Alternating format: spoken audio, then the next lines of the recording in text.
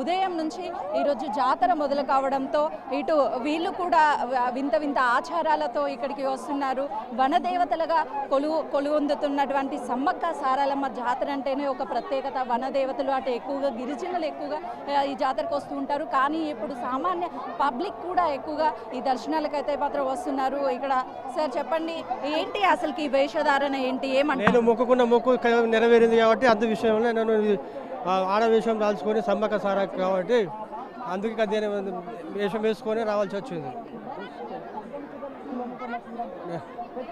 నేను సమ్మక్క సారాకు మొక్కుకున్న గత కొన్ని రోజుల కిందట ఆ మొక్కుకున్న సందర్భంలో నేను కోరుకున్న కోరికలకు నెరవేరినాయి కాబట్టి ఆ తల్లికి నేను మొక్కు అప్పచెప్పాలి కాబట్టి తప్పకుండా రావాలి చేయాలని చెప్పి నేను వచ్చి ఈ మొక్కు నేను చెల్లించుకుంటున్నా.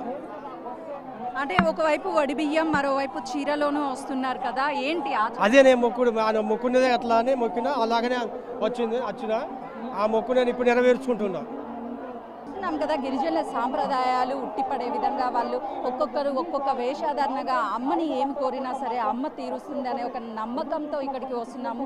కోరికలు తీరినటువంటి వాళ్ళు మొక్కుని చెల్లించడానికి ఇక్కడికి వస్తున్నారు. భక్తుల రద్దీ అయితే మాత్రము ఇంకా పెరిగే అవకాశం ఉంటుంది. ఇప్పటికే ఇటు కమిటీకి సంబంధించి అదేవిధంగా మంత్రులు ఎవరైతే ఉన్నారో సీతక్క కావచ్చు, అదేవిధంగా కొండ సురేఖ, అదేవిధంగా సీఎం ముఖ్యమంత్రి రేవంత్ రెడ్డి ఆదేశాల మేరకు అయితే మాత్రం ఇక్కడ పూర్తి స్థాయి ఏర్పాట్లు చేశారు. వచ్చే భక్తులకు ఎలాంటి ఇబ్బందులు లేకుండా పూర్తి స్థాయి ఏర్పాట్లు చేశారు.